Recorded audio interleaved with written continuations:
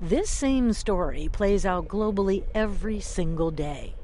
A trail of plastic washes from roads and sidewalks into streams and rivers, eventually making its way to beaches and oceans. It accumulates and never goes away. That's because it's synthetic and does not biodegrade.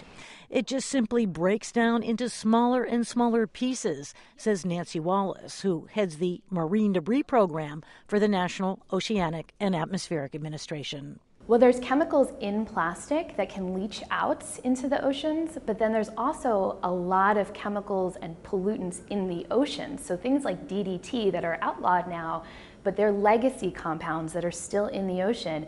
They will go onto the plastics because of the properties. And because of that, then they're on those plastics when those fish are ingesting them.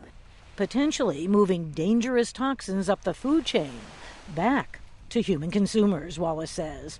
Humans cause the problem, and humans can solve it, she adds. By using less single-use items, by recycling our items, by disposing of those properly and making sure that they're going where they should be going, we can really make a huge difference. It's really about caring about the environment and knowing that we are the ones that impact it.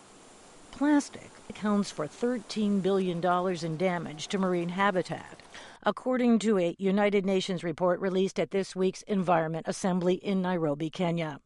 Richard Madison is CEO of TrueCost, the company that calculated those figures.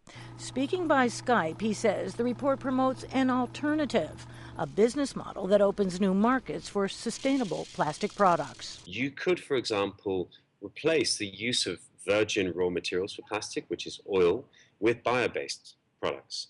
You could reduce the energy intensity of plastics production by using renewable energy sources. We could reuse bottles in our households many times over if we wish to, rather than just bin it after a first use.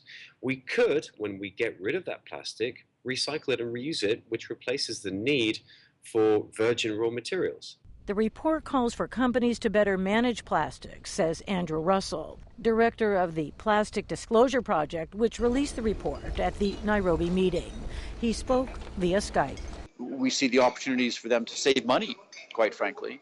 And we also see them to be much more aware, much more cognizant of risks they face in the environment from a reputation perspective or from a regulatory perspective. Russell says that by putting a new value on plastic, industry has an incentive to help clean up the environment, but adds that all sectors of society must join to address the problem.